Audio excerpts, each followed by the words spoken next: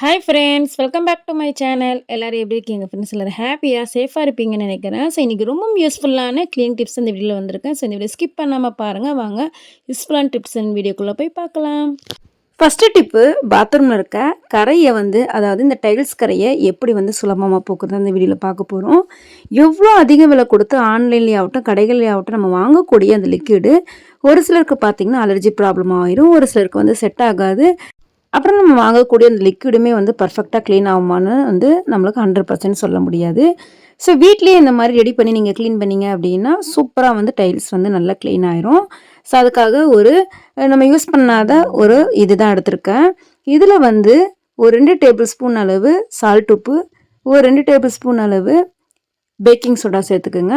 கொஞ்சமாக dish wash liquid இது கூட சேர்த்துக்கலாம்.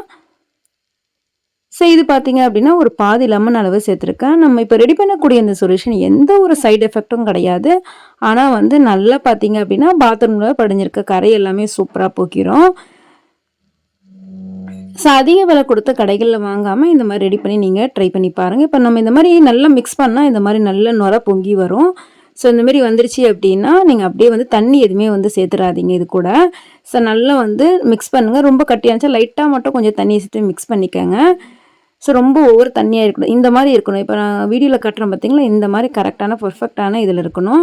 ஸோ இப்போ பாருங்கள், நம்ம டைல்ஸில் படிஞ்சிருக்கு இந்த கரை எல்லாமே முன்னாடியே நான் உங்களுக்கு காட்டிடுறேன் எப்படி இருக்குன்னு. பார்த்தீங்களா இந்த இடத்துல எந்த அளவுக்கு ரொம்ப படிஞ்சிருக்கு. ஸோ இப்போ இதை நம்ம ரெடி பண்ணி வச்சுருக்கேன் அந்த சொல்யூஷனை ஸ்டீல் ஸ்க்ரப்பர் இருந்தால் எடுத்துக்கோங்க. ஸோ கொஞ்சமாக எடுத்து லைட்டாக இந்த மாதிரி ரொட்டேட்டிங் ஷேப்பில், மேலே கீழே தேய்க்கக்கூடாது, ரொட்டேட்டிங் ஷேப்பில் தேய்க்கணும். தேய்ச்சதுக்கப்புறம் இந்த மாதிரி தண்ணி ஊற்றி கலக்குறேன் பாருங்கள். எந்த அளவுக்கு முன்னாடி இருந்ததுக்கு இப்போ இருந்ததுக்கு நல்ல டிஃப்ரெண்ட் தெரியுதுங்களா? ஸோ மேலே மட்டும் நான் க்ளீன் பண்ணிட்டேன். இப்போ கீழே காட்டுறேன் பாருங்கள். ஸோ ஃபஸ்ட்டு க்ளீன் பண்ணதுக்கும் டிஃப்ரெண்ட் பார்க்கும்போதே தெரியும் மேலே கீழேயும். இங்கே பாருங்கள், கீழே எந்த அளவுக்கு கலர் பண்ணி, மேலே பாருங்கள் நம்ம க்ளீன் பண்ண இந்த டைல்ஸ் சூப்பராக எல்லா கரையுமே போயிடுச்சு. கண்டிப்பாக உங்கள் வீடுகளில் ட்ரை பண்ணி பாருங்கள். மறக்காமல் இந்த டிப்ஸ் எப்படி இருந்துச்சுன்னு கமெண்ட் பண்ணுங்கள். ஸோ இதே போல் நம்ம ஹேண்ட் வாஷ் கழுவக்கூடிய அந்த டேபு அதனுடைய இந்த வாஷ் பேஷன் இது எல்லாமே நீங்கள் இதே மாதிரி சொல்யூஷன் வச்சு நல்லா க்ளீன் பண்ணிக்கலாம். ஸோ ரொம்ப யூஸ்ஃபுல்லாக இருக்குது. இதுதான் க்ளீன் பண்ணணும்னு அவசியம் கிடையாது. நம்மளோட கிச்சனோட சிங்க் இருக்குது பார்த்தீங்களா, ஸோ அதுவுமே நல்லா நம்ம க்ளீன் பண்ணி எடுத்துக்கலாம். ட்ரை பண்ணி பாருங்கள். அடுத்து டூத் பேஸ்ட்டோட இந்த கவர் தான் எடுத்துங்க. மேலே இந்த மாதிரி கவர் போட்டிருக்கேன். ஸோ விருப்பப்பட்டால் போடுங்க, அப்படிலாம் நீங்கள் ஒயிட் பேப்பர் கூட ஒட்டிக்கலாம். ஸோ பார்க்கறதுக்கு நல்லாயிருக்கும். இந்த மாதிரிங்க டபுள் டேப் இந்த மாதிரி ஒட்டிட்டு பீரோவில் இந்த மாதிரி ஒட்டி வச்சுட்டேன். அப்படி இல்லைனா உங்களுக்கு எங்கே தேவைப்படுது அந்த இடத்துல வச்சுக்கலாம். ஸோ இப்போ இதில் முக்கியமான ஒரு சமயத்துலாம் பார்த்தீங்க அப்படின்னா நம்மளுக்கு பென்னு தேவைப்படும். அதே போல் ஒரு சில பொருட்கள்லாம் அது மெயின் பார்த்தீங்க அப்படின்னா நூல், அதுக்கப்புறம் ஊசி, இந்த மாதிரியா சின்ன சின்ன பொருட்கள்லாம் இது கூட நீங்கள் போட்டு வச்சிட்டிங்க அப்படின்னா தேவைப்படுமோ நம்மளுக்கு டக்குன்னு எடுத்துக்கலாம். அடுத்து பாருங்கள், இந்த மாதிரி ஒய்ப் இருந்தால் எடுத்துக்கோங்க. இதில் பழைய துணி இருந்தால் இந்த மாதிரி கட்டிக்கோங்க. 2 சைடுமே இந்த மாதிரி கிளிப்பு குத்திக்கிட்டேன். ஸோ இப்போ இதை நம்ம எதுக்கு யூஸ் பண்ணலாம் அப்படின்னா, ஒரு சில இடத்துல அதாவது மெயின் இந்த வால்லலாம் பார்த்தீங்க அப்படின்னா மேலே படிஞ்சிருக்க ஒற்றையெல்லாம் நம்ம நீக்கிடலாம். பட் இந்த வாலில் ஒரு மாதிரி கருப்பாக அழுக்கு படிஞ்சிருக்கும். ஸோ அது எல்லாமே நம்ம கையை வச்சு க்ளீன் பண்ண முடியாது. ஸோ இந்த மாதிரி அழகாக வாலை நீங்கள் க்ளீன் பண்ணுறதுக்கு இதை மாதிரி நீங்கள் ட்ரை பண்ணி க்ளீன் பண்ணிங்க அப்படின்னா சூப்பராக க்ளீன் ஆயிரும் பாருங்கள். அதே போல் நம்மளோட வாசக்கதவு, ஜன்னக்கதவு இந்த ஓரப்பகுதியெல்லாம் கூட டஸ்ட்டு படிஞ்சிருக்கும். ஸோ இந்த மாதிரி கூட நீங்கள் க்ளீன் பண்ணலாம். ட்ரை பண்ணி பாருங்கள் ஃப்ரெண்ட்ஸ். அடுத்து நம்ம வீட்டில் இந்த மாதிரி கிரைண்டரு, மிக்ஸி இந்த மாதிரிலாம் இருந்துச்சு அப்படின்னா எப்பொழுதுமே வயரை நீங்கள் அப்படியே இது பண்ணாமல் இந்த மாதிரி சுற்றி கிளிப்பு போட்டுட்டிங்கன்னா ஒரு இடத்துல பர்ஃபெக்டாக இருக்கும்.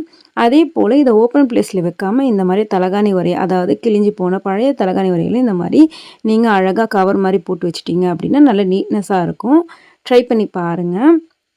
அதே போல் நம்ம மழைக்காலத்துக்கு யூஸ் பண்ணக்கூடிய அந்த பிளாங்கெட், குளிர்காலத்துக்கு யூஸ் பண்ணக்கூடிய பிளாங்கெட் வெயில் காலத்துக்கு நம்ம எடுக்க மாட்டோம். ஸோ இந்த மாதிரி தலகாணி உரையை போட்டு நீங்கள் எடுத்து வச்சிட்டிங்க அப்படின்னா ரொம்பவும் யூஸ்ஃபுல்லாக இருக்கும். ஏன்னா டஸ்ட்டும் படியாது. கண்டிப்பாக ட்ரை பண்ணி பாருங்கள். தலகாணி உரை வச்சு ரொம்ப யூஸ்ஃபுல்லான 3 டிப்ஸை பார்த்துட்டோம். இப்போ வாங்க அடுத்த டிப் பார்க்கலாம்.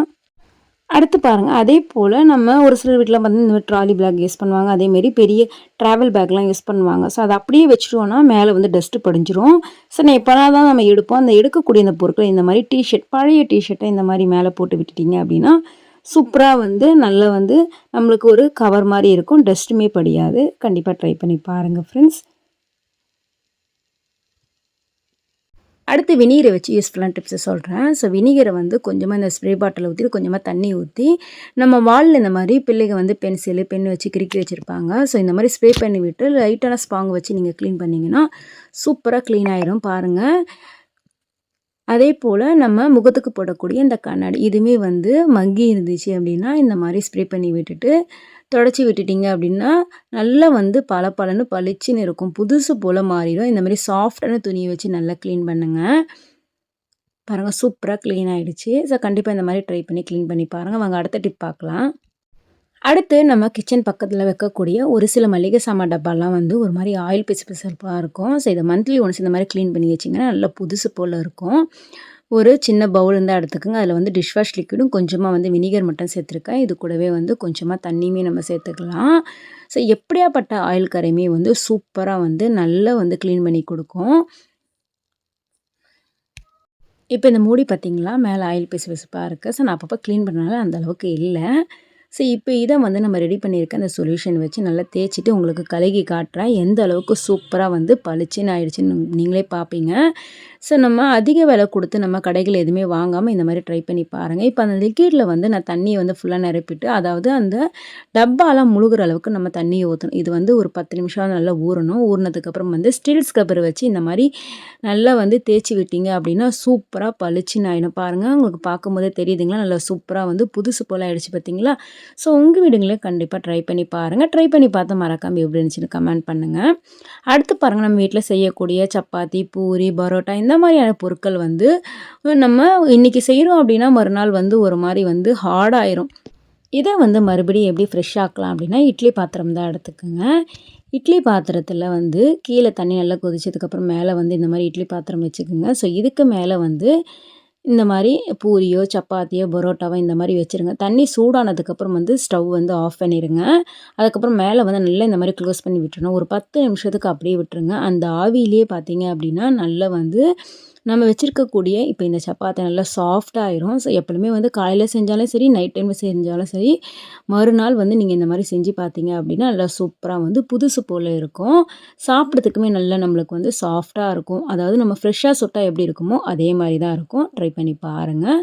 ஸோ இதே போல் நம்ம வீட்டில் வந்து மீதமான சாதம்லாம் வெள்ளை சாதமாகட்டும் இல்லை ஒரு சிலர் வந்து பார்த்தீங்க அப்படின்னா பிரியாணிலாம் இருக்குது அப்படின்னா அதை வந்து நீங்கள் சூடு பண்ணணும்னு நினச்சிங்கன்னா இந்த மாதிரி சூடு பண்ணி பாருங்களேன். எப்பொழுதுமே வந்து பாத்திரத்தில் டைரெக்டாக போட்டு நீங்கள் சூடு பண்ணாமல் இந்த மாதிரி நீங்கள் வச்சு சூடு பண்ணீங்க அப்படின்னா நல்லா வந்து நம்ம சாப்பிடக்கூடிய அந்த சாப்பாடு வந்து நல்லா வந்து ஃப்ரெஷ்ஷாக இருக்கும். நம்ம ஃப்ரெஷ்ஷாக எப்படி வச்சு சாப்பிட்டா எப்படி இருக்குமோ அதே மாதிரி நம்மளுக்கு இந்த டேஸ்ட்டு கிடைக்கும். ஸோ இதுவுமே வந்து நீங்கள் ஸ்டவ் வந்து ஆன் பண்ணணும்னு அவசியம் கிடையாது. ஒரு 10 நிமிஷம் அப்படியே அந்த சூட்டில் அப்படியே விட்டுட்டாவே போதும். நல்லா சூப்பராக வந்து பஞ்சு போல் நம்மளுக்கு நல்லா சுட சுட சாதம் வந்து ரெடி ஆகிடும்.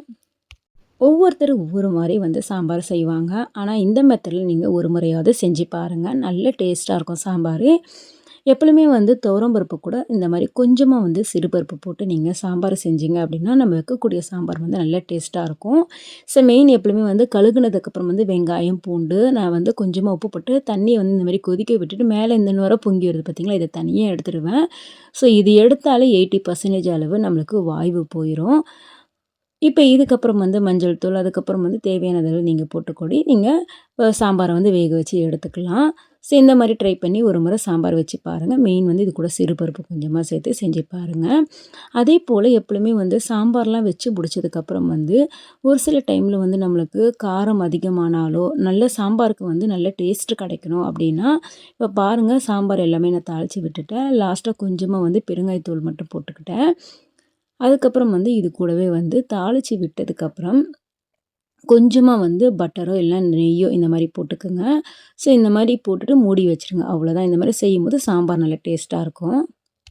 பெரும்பாலும் பார்த்தீங்கன்னா சமைக்க ஸ்டார்ட் பண்ணுறதுக்கு முன்னாடி இந்த மாதிரி நம்ம பாத்திரத்தை என்னதான் கழுகி வச்சாலும் ஒரு முறை திருப்பி நம்ம கழுகிட்டு தான் அடுப்பில் வைப்போம். இந்த மாதிரி வைக்கும்போது அதில் தண்ணி வந்து அதாவது அந்த தண்ணியெல்லாம் வந்து நல்லா ட்ரை ஆகிற வரைக்கும் அடுப்புலேயே வச்சுருவோம். இந்த மாதிரி வைக்கும்போது கேஸுமே நம்மளுக்கு அதிகமாக செலவாகும். இந்த மாதிரி காட்டன் துணி தனியாக வச்சுக்கோங்க. ஸோ இந்த மாதிரி தொடச்சி விட்டுட்டு அதுக்கப்புறம் நீங்கள் டைரெக்டாக எண்ணெய் ஊற்றி டக்குன்னு சமைக்க ஆரம்பிக்கலாம். இதனால் வந்து நம்மளுக்கு கேஸுமே வந்து மிச்சப்படுத்தலாம். ட்ரை பண்ணி பாருங்கள். ஓகே ஃப்ரெண்ட்ஸ், இந்த வீடியோவில் சொன்ன எல்லா டிப்ஸுமே கண்டிப்பாக உங்களுக்கு பிடிச்சிருக்கும்னு நினைக்கிறேன். மறக்காமல் ட்ரை பண்ணி பாருங்கள். ஸோ இது வரைக்கும் என் சேனலை சப்போர்ட் பண்ணி சப்ஸ்கிரைப் பண்ணாதவங்க அதை மறக்காமல் சப்போர்ட் பண்ணுங்க. அப்போ தான் நான் போகிற ஒவ்வொரு வீடியோவும் உங்களுக்கு வந்து நோட்டிஃபிகேஷன் வரும். நீங்களும் ஸ்கிப் பண்ணாமல் பார்ப்பீங்க. ஓகே ஃப்ரெண்ட், நெக்ஸ்ட் ஒரு யூஸ்ஃபுல்லான வீடியோவில் பார்க்கலாம். தேங்க்ஸ் ஃபார் வாட்சிங்.